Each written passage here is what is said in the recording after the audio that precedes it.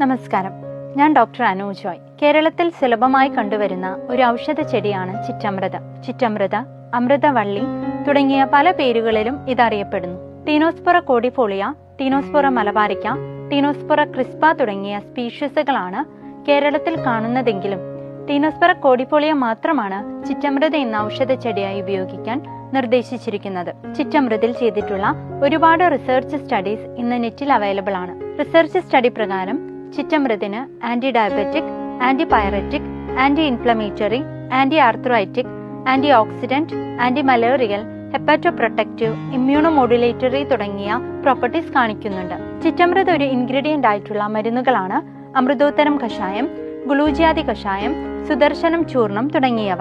സീസണലായും പല ദോഷങ്ങൾ കോപിച്ചുമുണ്ടാകുന്ന പല വിധത്തിലുള്ള പനികൾക്കും മറ്റു രോഗങ്ങൾക്കും ചിറ്റമൃത് ചേർത്തുള്ള മരുന്നുകൾ ഫലപ്രദമാണ്. സീതാറാമിന്റെ പ്രിസർവേറ്റീവ് ഫ്രീ കഷായങ്ങളായ അമൃതോത്തരം കഷായം സാഷെ, ഗുളൂജിയാതി കഷായം സാഷെ, പിന്നെ സുദർശനം ചൂർണം ടാബ്ലറ്റ് എന്നിവ സീതാറാമിന്റെ ഔട്ട്ലെറ്റുകളിലും സീതാറാമിന്റെ വെബ്സൈറ്റുകളിലും ലഭ്യമാണ്. ഒരു ആയുർവേദ ഡോക്ടറുടെ നിർദ്ദേശാനുസരണം മാത്രം ഉപയോഗിക്കുന്നതിനായി സീതാറാമിന്റെ ഓൺലൈൻ കൺസൾട്ടേഷൻ പ്രയോജനപ്പെടുത്താവുന്നതാണ്.